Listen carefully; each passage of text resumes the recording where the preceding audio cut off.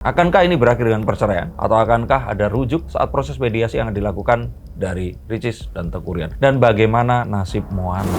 Karena pasti yang paling disayangkan dan kasihan sekali akan nasib anak. Apakah ini salah satu tanda sebuah ketidaksiapan juga dari seorang Teuku Ryan untuk para keluarga? Saya kira ya ketidaksiapan itu kan bisa salah satu tanda. Kalau kita melihat latar belakang perceraian dari para public figure sendiri, kan ada pasti setelah berpisah ada yang tanggung jawab, ada yang tidak. Kira-kira di kemudian harinya apakah Moana ini akan mendapatkan kasih sayang yang penuh dan tanggung jawab yang penuh dari kedua orang tuanya?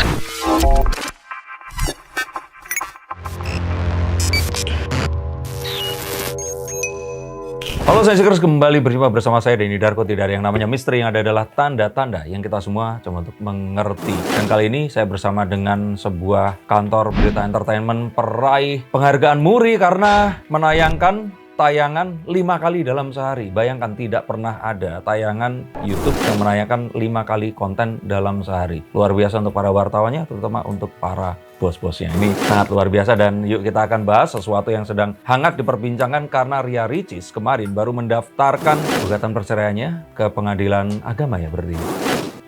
Jakarta Selatan. Nah, saya mengatakan salah, berarti Pengadilan Negeri Jakarta Selatan sama ya. Pada tanggal 30 Januari. Sayang ini terjadi setelah sepulang umroh, dan seperti dugaan banyak orang, perceraian yang selama ini dirumorkan ternyata nyata adanya. Akankah ini berakhir dengan perceraian? Atau akankah ada rujuk saat proses mediasi yang dilakukan dari Ricis dan Teuku Ryan? Dan bagaimana nasib Moana? Karena pasti yang paling disayangkan dan kasihan sekali akan nasib anak yang belum cukup umur, yang pasti akan menjadi satu korban perceraian kedua orang tuanya. Presiden Darko, ini tentang perceraian ini, kenapa pada akhirnya Ricis kalau kita bilang itu mendaftarkan juga, maksudnya kayaknya kan kalau kita bilang Ricis ini juga kondisi rumah tangga yang seperti ini bukan baru ya, ini sudah berjalan lumayan panjang, dan pada akhirnya mencapai titik di mana Ricis ini memutuskan untuk mendaftarkan perceraian ke Pengadilan Agama. Apa yang membuat momentum ini? Maksudnya mengapa selama ini sampai akhirnya baru sekarang? Kalau saya kira ini malah sesuatu yang bagus, karena baik Teuku Ryan dan Ria Ricis masih mengupayakan agar keluarga mereka ini masih seperti harapan mereka di hari pernikahan mereka dahulu. Keluarga yang bahagia, sakinah, mawadah, warahmah. Melihat Ricis juga datang dari pernikahan yang semuanya ini juga baik, dan juga keluarga yang islami. Mereka pasti memikirkan sekali sebuah image yang harus mereka itu juga pikirkan, dan tentu saja setelah berpikir masak-masak. Dan sering saya katakan dalam konten saya bahwa ini permasalahannya murni karena komunikasi. Tidak ada hal-hal yang mungkin, kalau saya kira dari kartu saya lihat yang dituduhkan seperti tuduhan pelit kepada mertua atau hal-hal yang bersifat pertengkaran, itu saya kira bukan penyebabnya. Ini sama sekali saya kira penyebabnya itu adalah karena komunikasi di antara mereka berdua. Dan itu ternyata mungkin, kalau saya kira, sudah diupayakan selama ya hari-hari kemarin ini. Atau kalau tidak, mungkin saja Ria Ricis yang menunggu itu diupayakan oleh sang suami. Tapi tak kunjung juga, bisa saja antara kedua hal itu. Berarti kalau kita lihat di sini dari sisi suaminya sendiri yang membuat Ria Ricis ini pada akhirnya apa yang kita bilang mencapai titik di mana dia merasa rumah tangganya ini nggak bisa terselamatkan lagi, atau gimana sih?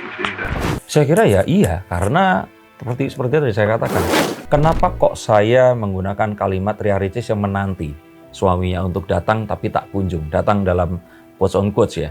Karena dalam pernikahan, terutama pernikahan Islam, kita tahu bahwa laki-laki yang bertanggung jawab untuk mengarahkan sebagai nahkoda, pernikahan ini akan mengarah kemana. Dan laki-laki inilah yang memulai semuanya. Wanita itu kalau dalam sebuah hubungan percintaan itu mustahil untuk mengutarakan sebuah perasaan. Kalaupun iya, pernikahan itu laki-laki yang datang meminang yang wanita. Jadi ini pun yang harus selalu terjadi dalam pernikahan, di mana laki-laki itu harus selalu proaktif duluan. Nah, saya katakan demikian adalah karena memang ya laki-laki yang harus ada, memulai aktif, bukan sebaliknya. Nah, saya menduga ini yang ditunggu. Jadi upaya ditunggu lama tidak terjadi, terus kemudian terjadilah hal yang sekarang ini. Mungkin ya akhirnya terus mereka pergi umroh itu, saya nggak tahu apakah ini upaya dari yang laki-laki ataukah upaya dari, bisa saja dari kakak-kakak Ria Ricis yang kita lihat mereka ini ada yang ustazah, ada seorang dokter yang menginginkan adiknya ini untuk ya masih tetap dalam pernikahannya ini tadi. Dan saya kira di hati kecilnya Ricis pun demikian. Tapi yang mengalami ini kan Ricis. Dan dia yang merasakan mungkin saja dengan apa yang terjadi, perubahan cinta yang diberikan oleh sang laki-laki ini tadi. Tapi kembali lagi, saya di sini mengatakan kenapa yang laki-laki karena dalam apapun kasus pernikahan. Walaupun mungkin saja, ini kalau saya dari hal-hal yang saya dapatkan dari orang-orang yang membaca tarot kepada saya, kalaupun terjadi hal-hal yang terus kemudian terjadi pada sang wanita, hal-hal yang mungkin saja, ini secara general ya, perempuannya selingkuh dan sebagainya, saya tetap akan menyalahkan pihak laki-lakinya. Karena dia yang seharusnya bisa memimpin rumah tangga ini menjadi satu rumah tangga yang mengarah ke arah yang mereka inginkan, yaitu kebaikan. Tapi dengan adanya waktu yang cukup panjang di antara awal mula konflik rumah tangga ini hingga hari ini pada akhirnya, hingga kemarin akhirnya Ricis mengajukan sebuah gugatan cerai, berarti memang ada suatu miskomunikasi yang bahkan ini terulang kembali dan kembali gitu. Apa seperti apa?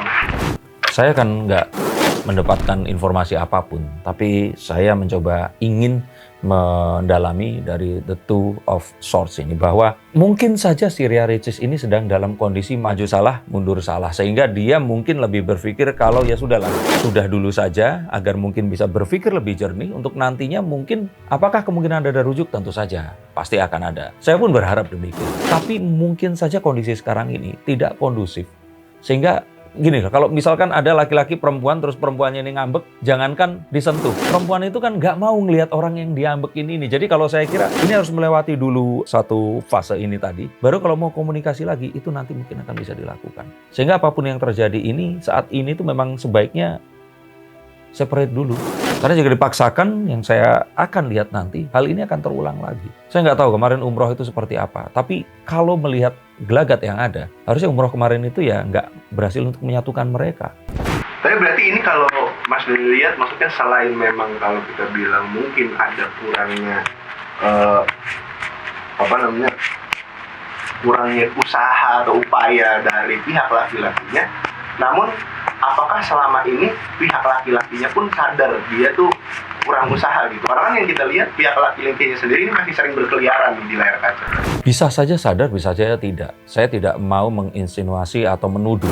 Seharusnya sebagai seorang laki-laki dia sadar. Tapi kan kesadarannya bisa saja salah. Kesadarannya bisa saja ternyata keliru. Ternyata dia ini nggak riset atau cari tahu harusnya melakukan apa, tapi dia malah melakukan sesuatu yang sebaliknya. Bisa saja. Tapi yang sangat disayangkan di sini adalah ini seharusnya, kalau saya yakin, ini masih bisa untuk disatukan. Tapi sayangnya membuat mereka ini sulit berkomunikasi adalah saat mereka ini berpisah rumah. Nah kalau komunikasinya nggak ada, ya ini bukan sebuah hubungan rumah tangga. Tapi ya ini saya kira akan lebih baik dibandingkan itu tadi orang yang serumah tapi terus nggak pernah ngomong, nggak pernah ngobrol, dan hidup seperti bercerai seperti itu. Tapi ya kembali lagi, melihat apapun yang terjadi saat ini akan lebih baik sepertinya mereka ini separated dulu dan coba difikirkan dulu saat nanti berpisah ini tadi. Semoga memang apapun itu tadi menjadi sebuah momen mediasi yang akan lebih baik daripada momen mediasi yang saya yakin mediasi pun ini sepertinya hanya akan jadi formalitas saja. Saya kok merasakan mereka sebenarnya pernah dipertemukan oleh pihak ketiga, tapi mungkin nggak berhasil karena ya sesuatu yang terjadi seperti tadi dikatakan ini sudah berulang kali terjadi.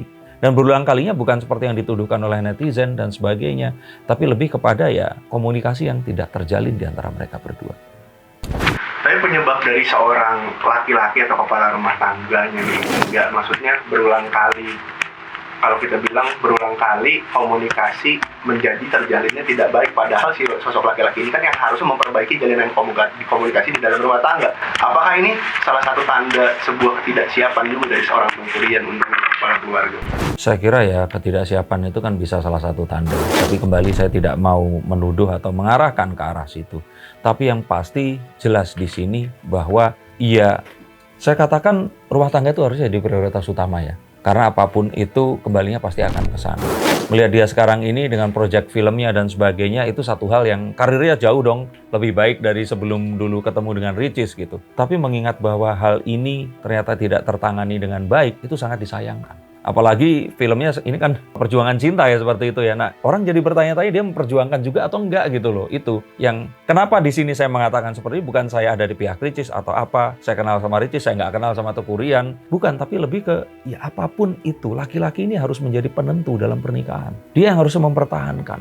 Kalau ternyata ini memang terjadi sebuah perpisahan, artinya dia belum sungguh-sungguh atau tidak menemukan sebuah cara yang terbaik untuk mempertahankan itu atau apapun tadi. Dan kalaupun ternyata nanti kita masih di dalam sebuah kebingungan, ini laki-lakinya bertahan atau tidak, sebenarnya jawaban yang paling jelas akan terlihat setelah perceraian. Suaminya ini, siapapun ya nanti ya, kepada semua hubungan seperti ini akan cari istri lagi atau tetap malah mempertahankan dan mencari terus kesempatan untuk bisa kembali kepada istrinya ini tadi. Itu sebenarnya. Tidak sekarang ini momennya. Kalau saat ini momennya sepertinya sudah selesai. Momennya saat ini sepertinya ya sudahlah, memang harusnya berpisah dulu saja.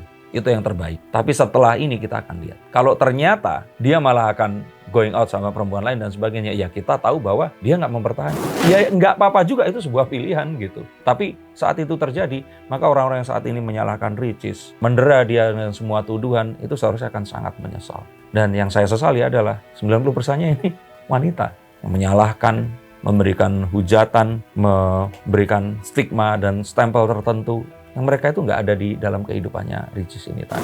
Dan kembali di sini saya nggak belain Ricis, karena saya tahu saya sudah berumah tangga, saya seorang ayah juga, laki-laki itulah yang menjadi penentu rumah tangga ini akan dibawa kemana dan perjuangannya ini mau seperti apa. Bukankah sebenarnya sesederhana perempuan itu sebelum dia ingin dicintai, dia tuh ingin diperjuangkan. Betul atau enggak? Nah, tapi kan di satu sisi rumah tangga ini terjadi juga bukan karena ada hanya dua orang yang ingin bersatu di dalam satu rumah dan menjadi keluarga. Pasti juga kedua orang yang atau mungkin kedua insan manusia ini juga memiliki keluarga di belakangnya. Bagaimana nih respon keluarga dari pihak Ria Ricis maupun Teuku Ryan terhadap perceraian ini? Saya kira sebenarnya kalau saya lihat dari sini ya, keluarga Teuku Ryan dan Ria Ricis pasti nggak mau lah ini semua terjadi. Dengan semua berita yang ada dan kenyataan bahwa ya mungkin saja loh Ria Ricis ini pernah ada sebuah keselisih paham dengan mertua perempuannya yang siapa sih perempuan yang nggak pernah punya selisih paham sama mertua perempuan mereka. Yang kalau saya katakan apapun itu mereka pasti pengen bersama. Dan Moana ini yang paling kasihan kalau menurut saya. Jadi nggak ada yang pengen adanya perpisahan, tapi memang saat kita ada di dalamnya, terutama wanita ya, kimiawi yang di dalam tubuh wanita ini kan kita nggak pernah tahu itu bekerja seperti apa. Dan kalau mereka ada di sebuah kondisi yang toksik seperti ini, yang ditakutkan malah akan berakibat buruk kepada Moananya ini tadi. Maka mungkin saja saat ini itu bukan tentang perceraian ini akan terjadi atau tidak. Yang saya lihat sepertinya Ria Ricis ini sudah bulat ingin berpisah. Tapi sebenarnya lebih kepada ya kalau keluarganya itu tadi aduh, ini kan keluarga kita nggak pernah ada perceraian gitu. Mbak Oki kan ustazah gitu. Kita ini kan datang dari keluarga yang, nah itu lebih ke image yang akan disandingkan, yang akan membuat ya orang-orang itu akan, ternyata tidak sesempurna yang dilihat. Kita akan tahu bahwa manusia itu memang nggak sempurna gitu loh. Cuman berusaha untuk jadi sempurna. Sama kayak kemarin saya lihat Ria Ricis diundang untuk makan siang bareng sama Pak Prabowo sama Pak Jokowi. Dan kemudian seluruh komentarnya, saya bilang seperti itu karena 90%, aku pikir dukungnya Abah Anies, aku pikir ini amin seperti itu. Yang mereka ngerasa kecele karena Ria Ricis yang sudah dicitrakan ini seakan-akan 01 banget, ternyata mendukungnya 02. Yang saya nggak tahu ya mendukung atau cuma diajak makan siang. Kita nggak tahu kan nanti di TPS nyoblosnya siapa. Tapi masyarakat itu tuh sebenarnya kecewa kepada dirinya sendiri yang berasumsi terlalu tinggi kepada orang lain. Berekspektasi maksud saya. Cuma kan ini ramai juga di pemberitaan di internet bahwasanya ada dugaan orang ketiga. Nah, padahal di sini tidak terbatas orang ketiga ini adalah kekasih gelap lah bahasanya. Namun bisa saja ada orang ketiga tuh maksudnya yang ngompor-ngomporin itu adalah sosok-sosok seperti ini. Oke, kalau dibilang orang ketiga, kalau saya lihat di sini memang keraguan bahwa masa sih pernikahan yang kelihatannya baik-baik aja kok tiba-tiba minta pisah seperti itu. Kalau saya melihat, saya pastikan orang ketiga tuh nggak ada. Baik dari Teuku Ryan maupun Ria Ricis. Manas-manasin, oke kita langsung bilang aja. Ibu mertuanya Ria Ricis pengen anaknya bercerai. Enggak juga. Jadi kalau saya kira ini permasalahan sesimpel komunikasi. Tapi saya rasa bahwa yang laki-laki ini mungkin saja belum memiliki kesiapan bukan untuk pernikahan. Tapi kesiapan untuk memimpin rumah tangga dengan seseorang yang Ria Ricis dengan seorang yang sangat kalau kita bilang itu eksepsional.